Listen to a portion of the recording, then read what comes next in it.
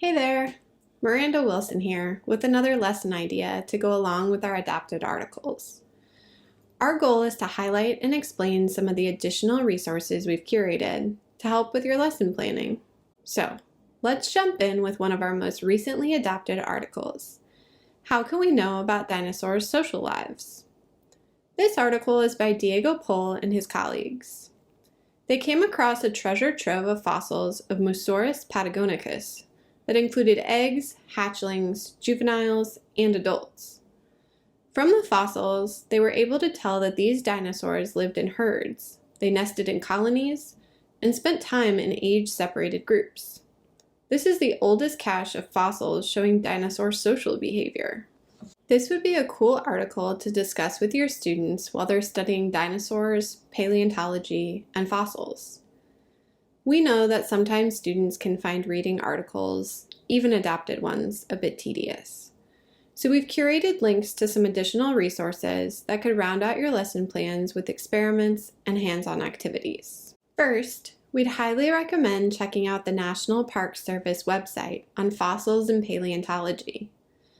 They have lesson plans to make fossils, learn how fossils are formed, and explore which parts of an animal fossilize better.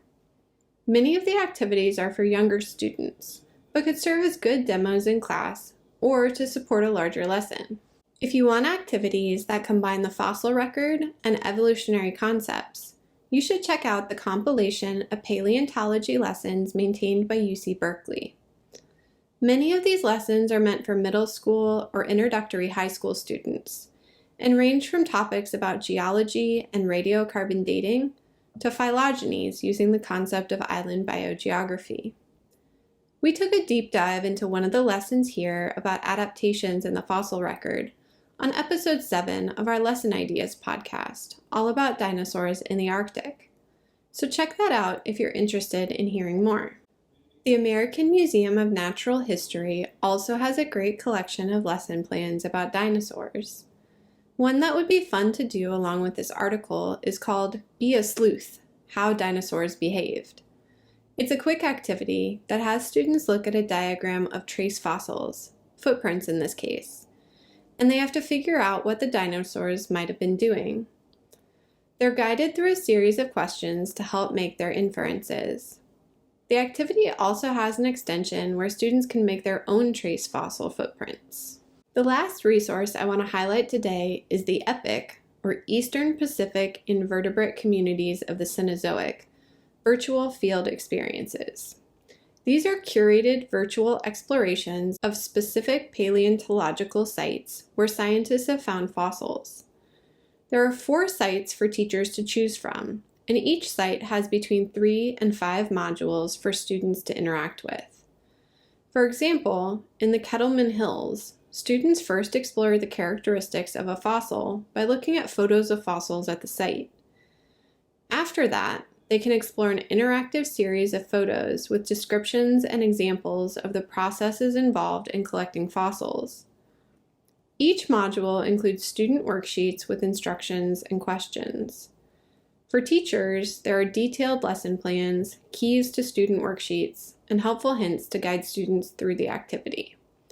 There's a plethora of information and media in these resources that your students are sure to have fun exploring.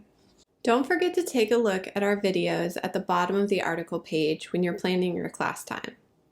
There's always a video meant to introduce the topic of the article to your students. In this case, there are 2. The first is a quick 1-minute video about dinosaur footprints and what we can learn from them. The second is a 2-minute curated video showing the fossils that Diego Pol and his colleagues actually found in Patagonia for this study.